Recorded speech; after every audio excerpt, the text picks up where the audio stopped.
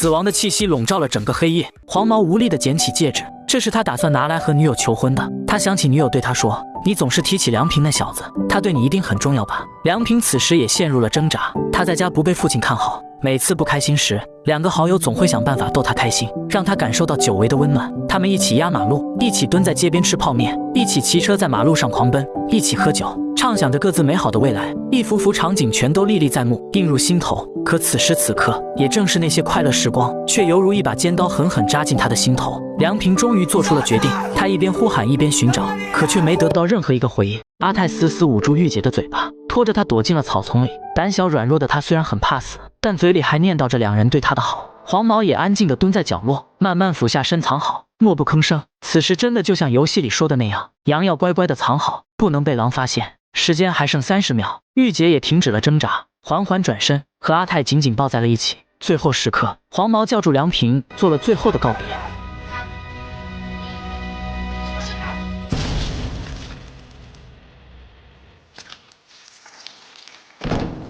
这是梁平最要好的两个朋友，一个呆头呆脑，一个游手好闲，还有一个才认识几天的女人，最后竟以这种方式死在了他面前。梁平虽然活了下来，可内心却是生不如死，而唯一活下去的动力，便是找出游戏的幕后黑手。小美也和他有着相同的目标，于是两人结队，开启了新的游戏征程。一场名为《死亡巴士》的游戏即将开始。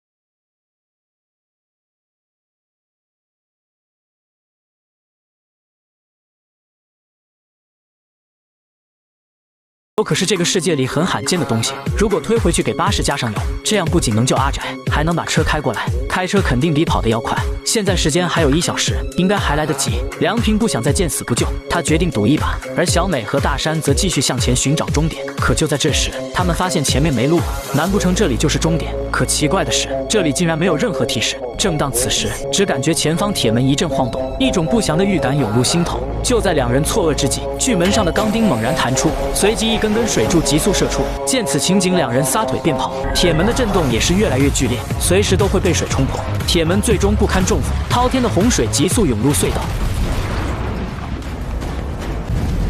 大山体力不支摔倒在地，最终被洪水吞没，饮恨西北。而作为登山健将的小美，此时也在突破着自己的极限。她不想这么快死去，她要和梁平一起揪出幕后黑手。就在危机关头，一辆希望巴士出现了。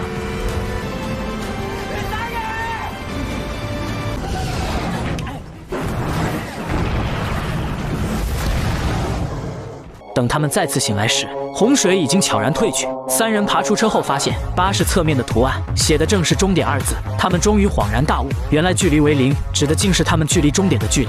这游戏设计的也太坑了吧！为了揪出幕后黑手，梁平带小美穿梭城市寻找线索。可让两人没想到的是，他们已经被坏叔叔盯上了。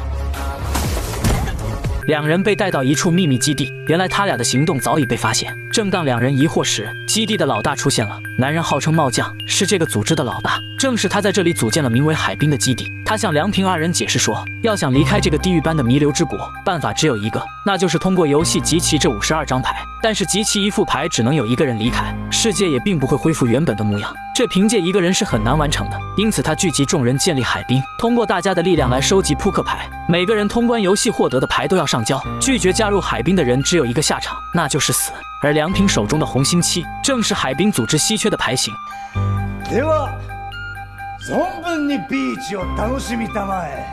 与外面的残酷游戏相比，这里简直就是人间乐土。梁平很是清楚，只有极少数的海滨高层才有机会离开这个世界。可两人不知道的是，一旁的白毛早已注意到他们，旁边还站了一个名为水姬的女人。但让两人更意外的是，他们在这里还看到了彪哥。水姬说，目前海滨有2股势力，一股是茂将领导的理想派，手下是才智过人的文将，其次就是彪哥领军的武斗派，手下都是心狠手辣的武将。2股势力勉强维持了这里的秩序。茂将虽是目前的老大，但已经快压制不住彪哥一伙了。由于梁平获得了红心7这张牌，茂将对他很是看好。为了测试梁平是否具备领导能力，特意给他安排了一场死亡灯泡游戏，照样以性命为赌注，而一旦通关失败，则会被当场电死。7人被锁在不断注水的密室内，头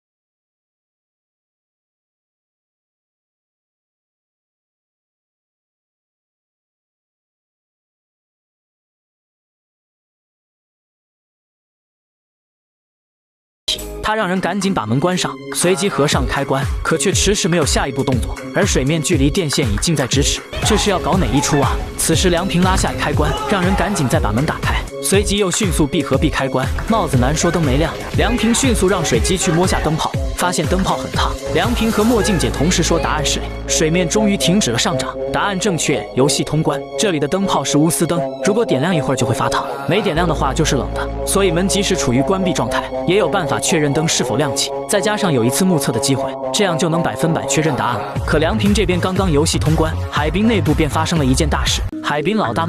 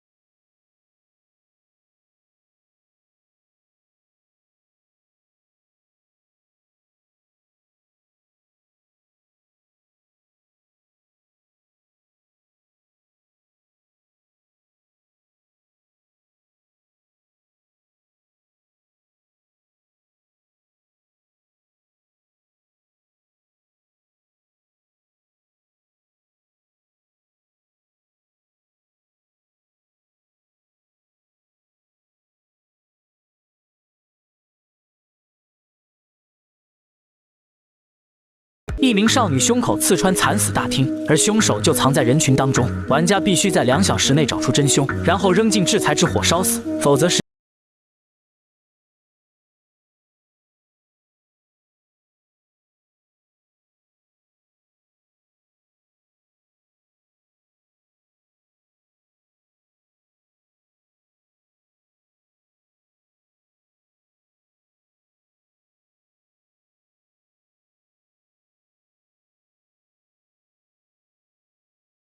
被屠杀。一男子还想提出抗议，结果乌鸦率领小弟见人就突。此处画面极其残忍，不宜展示。彪哥手下收集尸体丢进火堆，可凶手仍未找到，杀戮继续。小美不顾生死寻找梁平，她坚信梁平定能破解谜题，拯救众生。白毛和水姬也坐不住了，若不制止彪哥一伙，很快就轮到自己了。水姬去解决刀男，白毛去干掉乌鸦。此时乌鸦还沉浸在真人吃鸡，二话不说决斗开始。白毛双手插兜，淡定无比；乌鸦手持狙击，蓄势待发。白毛猛然俯冲，发起突袭，一记天女散花扰乱视线，迅速掏出玩具手枪，然后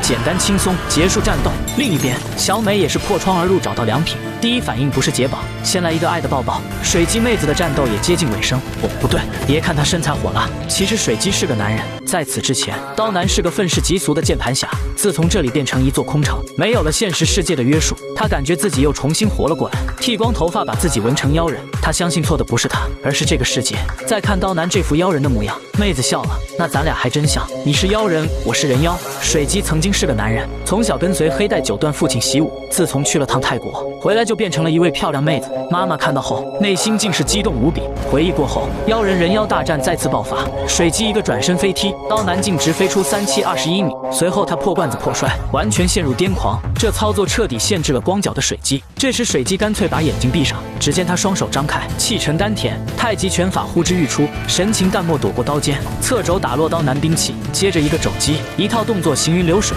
刀男毫无招架之力，一记重拳从天而降，完美结束战斗。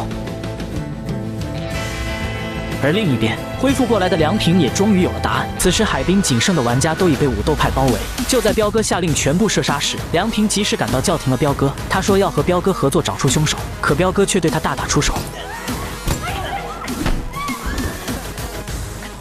ビーチの中で唯一アリバイの確かなありそうそう。それはあんたが魔女だからよ。此话一出，众人不禁又怀疑起彪哥。可奇怪的是，彪哥非但不反驳，还直接承认了，他也瞬间成了众矢之的。可却没有一人敢开枪。这时梁平说，彪哥并不是凶手，随即开始了他的推理。原来彪哥和帽将并不是敌人，反而是相识多年的好友。被拉入弥留之国后，帽将认为人们内心太过绝望，决定创立一个给人带来希望的乌托邦。他谎称只要集齐所有牌型，就能回到原来的世界。而为了稳定海滨的秩序，彪哥只能装作一个和帽将对立的狠角色，从而压制像乌鸦刀男这样的狠人。这就是武斗派实力强大，却没有推翻理想派的原因。可随着谎言的根深蒂固，帽将也深陷权力，陷入癫狂，甚至还残忍杀死偷藏扑克牌的玩家，立下了背叛者杀无赦的规矩。就在帽将参加游戏的当天，彪哥说自己已经压制不住武斗派了，于是向他提议解散海滨。可帽将深陷权力无法自拔，在他看来，彪哥这就是背叛，但彪哥却看得很清楚，这种用谎言支撑的权力毫无意义。可帽将非但不听，还拿起枪对准了彪哥。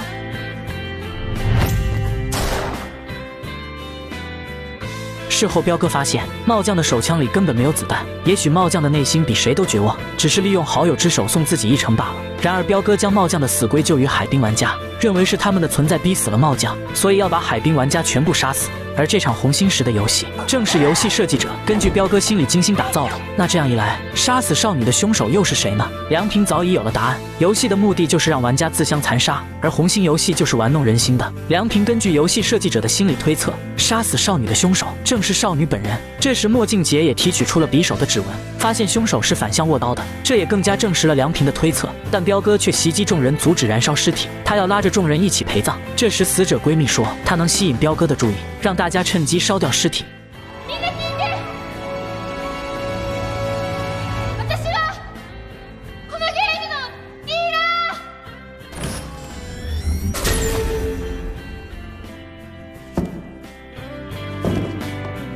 众人都是呆立当场。就在这时，大火已经蔓延到大厅，可随即意外又发生了。没想到乌鸦竟然还没死，陷入癫狂的他拿起枪就是一顿扫射，众多玩家躲避不及，纷纷倒下。见此场景，梁平和小美急速上前试图阻拦，可没想烧伤严重的乌鸦依然战斗爆表。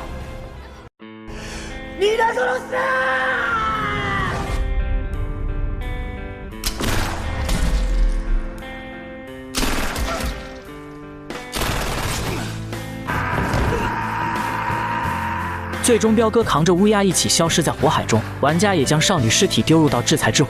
而梁平此时发现闺蜜尸体旁居然有2部手机，其中一台还在录像。随着少女尸体燃烧殆尽，这场红心石的游戏终于结束。昔日尽情放纵的海滨乐园也在此刻变成一片火海，不复存在。而白毛却返回大厅，取走了那张用鲜血染成的红心石。到此，白毛集齐了除人头牌以外所有的牌型。事后梁平查看了少女的手机，根据手机里记录的视频，梁平和小美找到地铁站一处秘密基地，看来真的有人在幕后操控着游戏，但这些人都已被雷射贯穿。原来只要玩家通关，这些人就会当场毙命。随后白毛和水姬也找到这里，那游戏的幕后黑手又是谁呢？就在这时，基地的屏幕突然亮起，屏幕上出现一个熟悉的面孔，竟然是帽将身边的干部长发姐。原来他就是游戏背后的操纵者。长发姐说特地为众人准备了礼物。私たちと